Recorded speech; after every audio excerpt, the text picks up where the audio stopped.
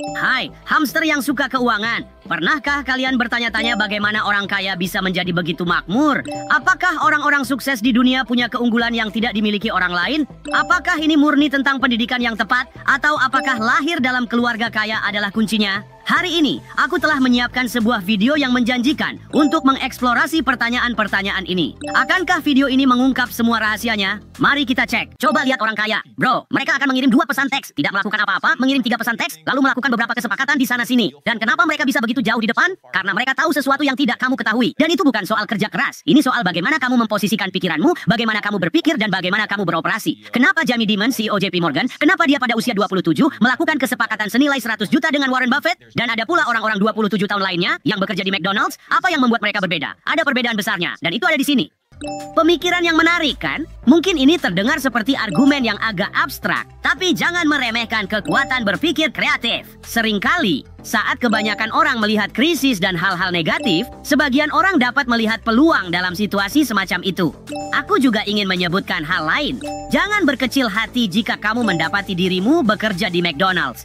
Banyak yang menganggap ini sebagai pekerjaan berkemampuan rendah. Namun dengan bekerja di sana, kamu mendapatkan pandangan langsung dan belajar bagaimana industri makanan cepat saji modern dan sangat sukses beroperasi, yang merupakan wawasan yang tak ternilai. Jadi cobalah berpikir di luar kebiasaan. Selalu temukan hal positif dalam segala hal. Dan aku yakin kesuksesan tinggal selangkah lagi bagi kalian teman-teman. Sampai jumpa di episode berikutnya, dan ingat, hamster adalah kekuatan. Satu untuk semua dan semua untuk satu. Sampai jumpa.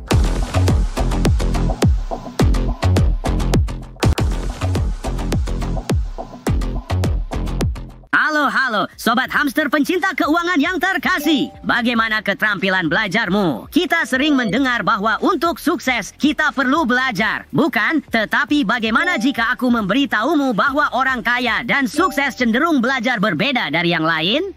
Dan aku tidak berbicara tentang mendaftar di lembaga rahasia seperti Hogwarts. Sama sekali tidak.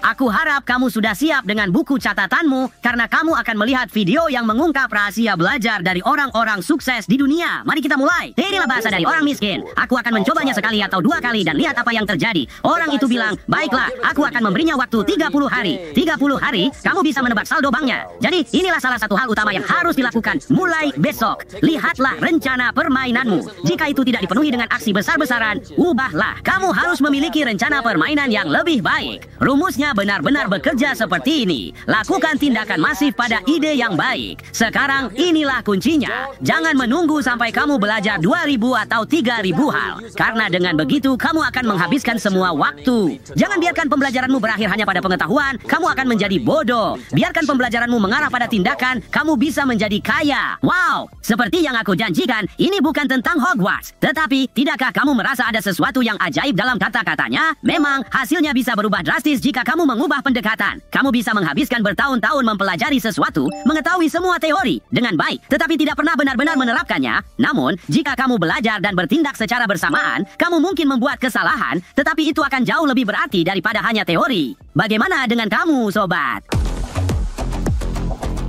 Apakah kamu mempelajari topik secara mendalam terlebih dahulu, atau menemukan pemahaman seiring perjalanan? Bagikan di kolom komentar ya. Sampai jumpa di episode berikutnya. Dan ingat, hamster adalah kekuatan. Satu untuk semua dan semua untuk satu. Sampai jumpa.